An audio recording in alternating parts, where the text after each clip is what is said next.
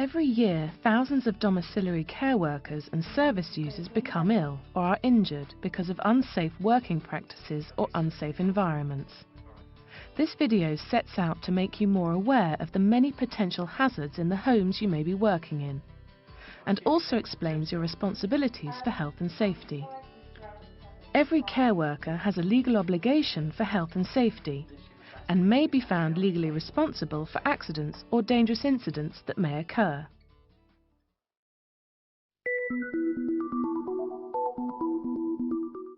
There are several laws governing health and safety in the workplace. The most relevant ones are Health and Safety at Work Act, Management of Health and Safety at Work Regulations, COSH, RIDDOR, Manual Handling Operations Regulations, Fire Precautions Regulations. It shall be the duty of every employee while at work to take reasonable care for health and safety of themselves and of other persons who may be affected by their acts or omissions at work. The Health and Safety at Work Act sets out the responsibilities which are held by both employers and employees. The Act requires employers to identify hazards and associated risks in the workplace and to take sensible measures, as far as is reasonably practicable, to tackle them. The Management of Health and Safety at Work regulations specify that the employee must report hazards to their employer.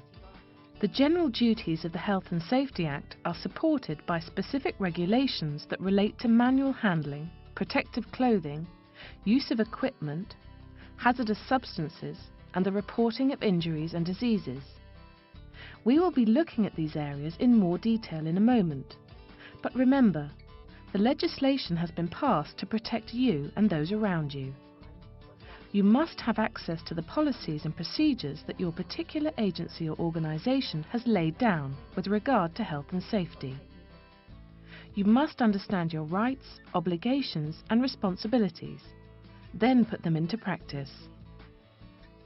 Apart from your legal responsibilities, knowing how to act and being alert and vigilant at all times can prevent injury, accidents, infections and even death.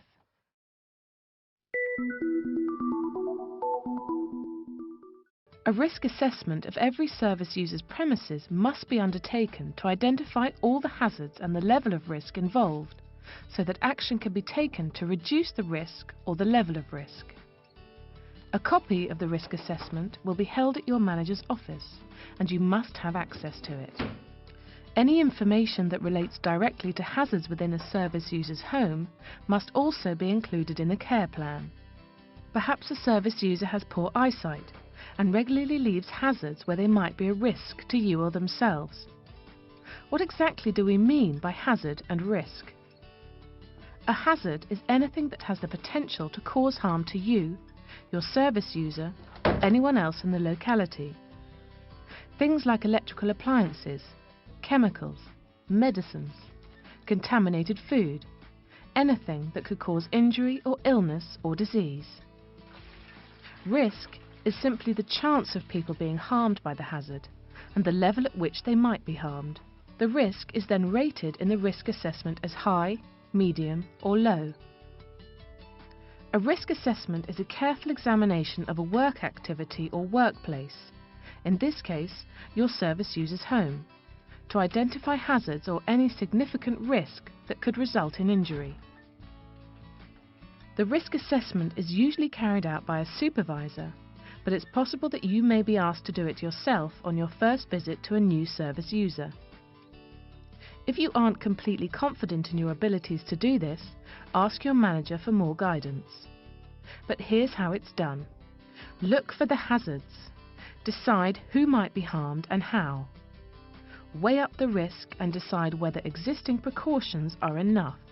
If not, decide what further precautions are needed to reduce risk. Record your findings. On an ongoing basis, you should look out for any significant changes in the service user or their living environment since their original assessment.